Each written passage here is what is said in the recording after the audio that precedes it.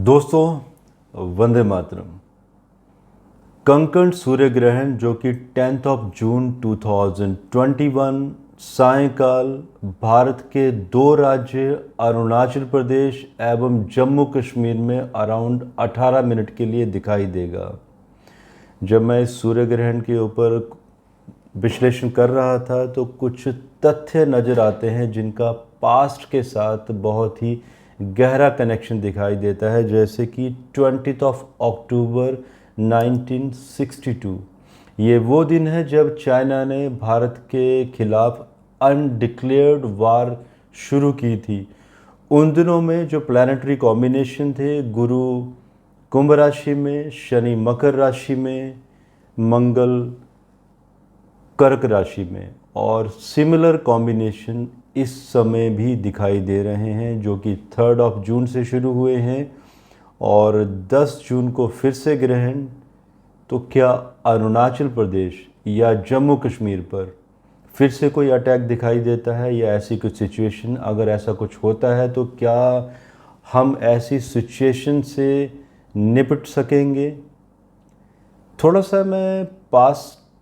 सा मैं कुछ आप लोगों को तथ्य भी देना चाहता हूँ। बृहत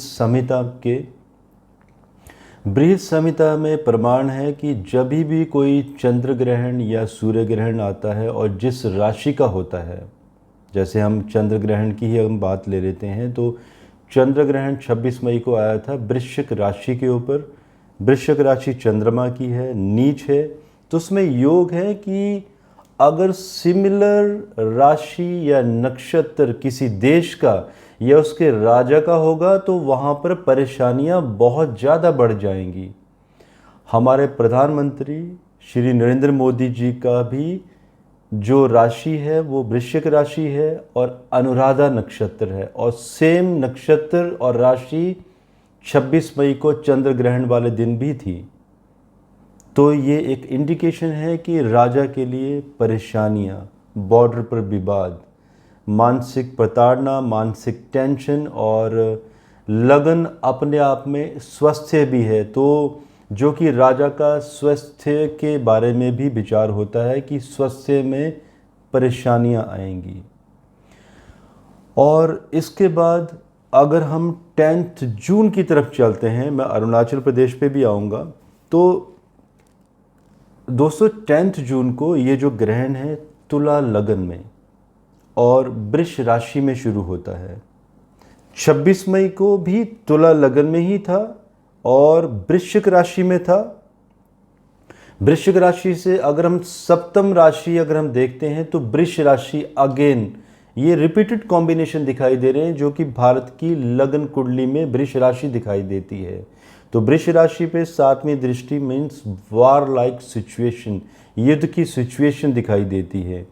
और सूर्य ग्रहण में फिर से वृष राशि पर सूर्य ग्रहण का आना, तो भारत की लगन कुंडली वृष लगन की है, तो अगेन ये भारत के लिए समय शुभ नहीं दिखाई दे रहा है इन द टर्म्स ऑफ जातिवाद, रिलीजन को लेकर कुछ विवाद, कुछ दंगे और जो बाहरी शक्तियां हैं, क्योंकि ये जो सूर्य ग्रहण है अष्टम घर से भी शुरू हो रहा है, तो 8वां घर हिडन षड्यंत्रों का भी है और विदेश का भी है। तो विदेशों द्वारा कोई ना कोई हिडन षड्यंत्र हमारे कंट्री के अगेंस्ट फंडिंग, और वो भी कहाँ पर? अरुणाचल प्रदेश एवं जम्मू कश्मीर में आतंकवाद को बढ़ावा देना, वहाँ पे छापामार युद्ध करना। अब चलते हैं हम अरुणाचल प्रदेश की कुंडली पे। आप देख भी रहे होंगे अरुणाचल प्रदेश की कुंडली। इसकी रीफाउंडेशन हुई थी जब पूर्ण राज्य बना था। ये 20 फरवरी 1987 ईटानगर राजधानी है।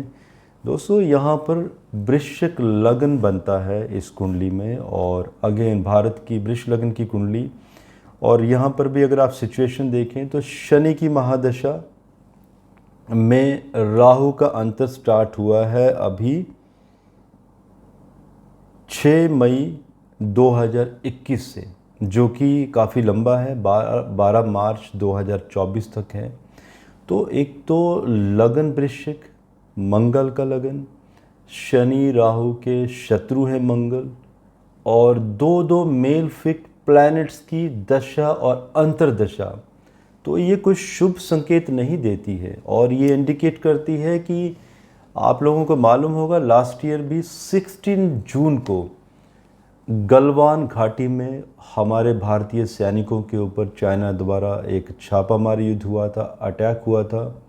ये बात अलग है कि चाइना को मुंह की खानी पड़ी थी और हमारे सैनिकों ने धूल चटा दी थी, और चाइना उसके बाद बहुत पीछे चला गया था उस एरिया को।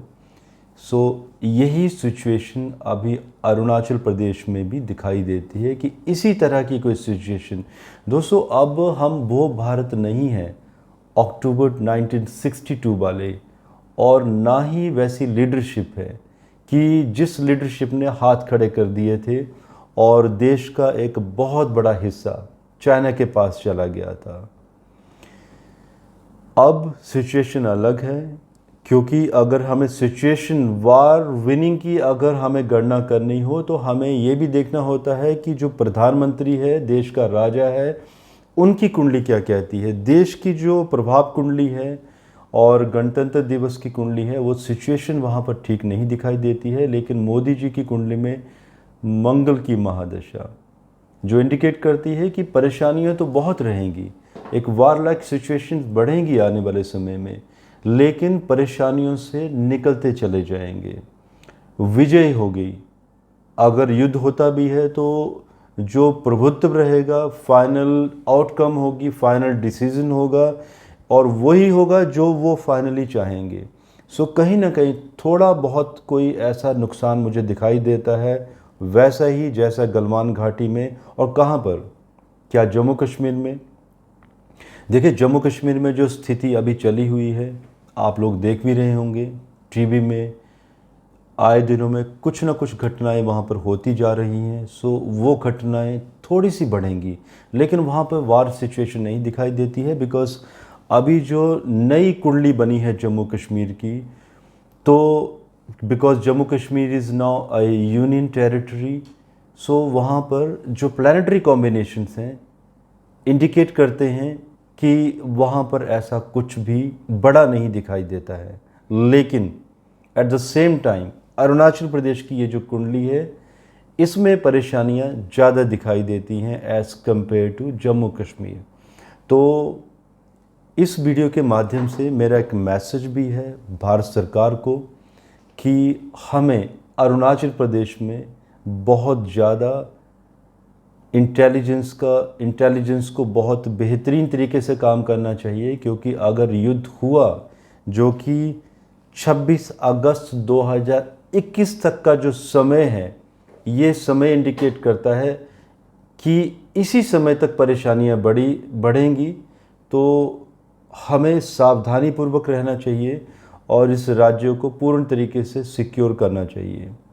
दोस्तों, ये मेरे एनालिसिस हैं इन द टर्म्स ऑफ, जिसमें हमने चंद्र ग्रहण, सूर्य ग्रहण, भारत की कुंडली, मोदी जी की कुंडली एवं अरुणाचल प्रदेश की कुंडली और साथ में जम्मू कश्मीर की कुंडली का भी विश्लेषण किया है। और मैंने कोशिश की है कि एक प्रिसाइज वीडियो आप लोगों को इसके ऊपर दूँ। रेमेडीज़, कई बार लोग पूछते हैं कि रेमेडीज़ क्या हैं। अगेन उपाय यही है कि भारत सरकार को अरुणाचल प्रदेश में बॉर्डर्स में बहुत ज़्यादा ध्यान देना चाहिए, आर्मी को बहुत ज़्यादा सतर्क होना चाहिए वहाँ पर। भारत माता की जय।